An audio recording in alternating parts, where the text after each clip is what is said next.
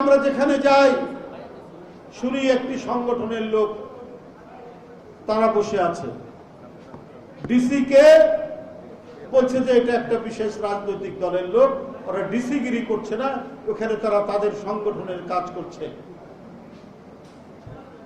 আমি এমনও শুনেছি যে ইসলামী ফাউন্ডেশনের যে ডিজি তিনি তার সেখানে কর্মকর্তা কর্মচারীদেরকে বলছেন তোমরা রোকন না হলে তোমাদের চাকরি থাকবে না।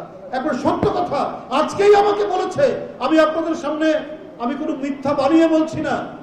এই জন্য ওই বাচ্চা, এই জন্য হানাফ, এই জন্য মুগ্ধ, এই জন্য আবু সাইদ শেখ হাসিনার পুলিশের বুলেটের কাছে নিজের শার্টের বোতাম খুলে দিয়ে দাঁড়িয়ে গেল গণতন্ত্রের মুক্তির জন্য।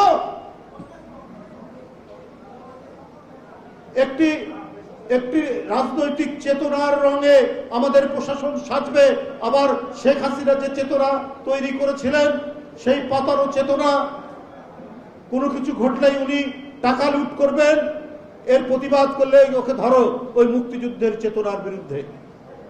আবার নতুন করে আবার অন্য চেতনা আমরা দেখছি ধর্মের নামে, যে রোকন না হলে দলের সে চাকরি করতে পারবে না। এখনো তো নির্বাচন হয়নি, কে ক্ষমতায় যাবে, জনগণ কাকে ভোট দিবে এটা নির্দিষ্ট হয়নি। তাহলে এই কথাগুলো কেন আসছে ভাই? এগুলো কেন আমাদের শুনতে হচ্ছে?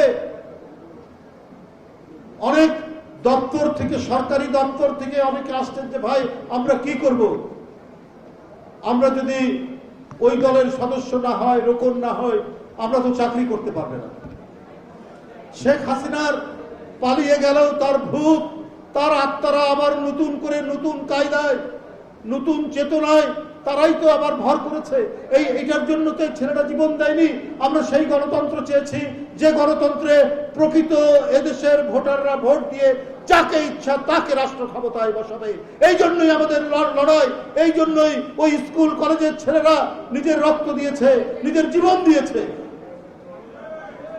এখানে এক চেতনাধারী বিদায় নিয়ে আরেক চেতনাধারী ক্ষমতার মধ্যে বসবে। ইউনিভার্সিটিগুলো, বড় বড় ইউনিভার্সিটিগুলো, সেই চেতনাধারীরা তাদের লোক হতে হবে। তাদের লোক ছাড়া বিশ্ববিদ্যালয়ে কোনো অ্যাপয়েন্টমেন্ট হবে না, বিশ্ববিদ্যালয়ের শিক্ষক হতে পারবে না, কোনো চাকরি হবে না। আবার সেই একমাত্রিক একটি দেশ করার প্রচেষ্টা চলছে, গভীর ষড়যন্ত্র চলছে, গভীর ষড়যন্ত্র। এই ষড়যন্ত্রের জন্য 16 বছর দেশনেত্রী বেগম খালেদা জিয়া লড়াই করেননি, এই জন্যই গোটা দেশকে সংগঠিত করেননি বিএনপির ভারপ্রাপ্ত চেয়ারম্যান তারেক রহমান। দিন রাত কঠোর পরিশ্রমের মধ্যে দিয়ে শুধুমাত্র প্রকৃত গণতন্ত্র, সেখানে ন্যায় বিচার থাকবে, আইনের শাসন থাকবে, সেখানে বিভিন্ন রাজনৈতিক দল, বিভিন্ন মানুষ স্বাধীনভাবে কোনো ভয় ছাড়া, কোনো হুমকি ছাড়া তারা তাদের কথা বলতে পারবে। এটাই প্রকৃত গণতন্ত্র, এটার জন্যই বেগম জিয়ার সংগ্রাম, এটাই জন্য তারেক রহমানের সংগ্রাম।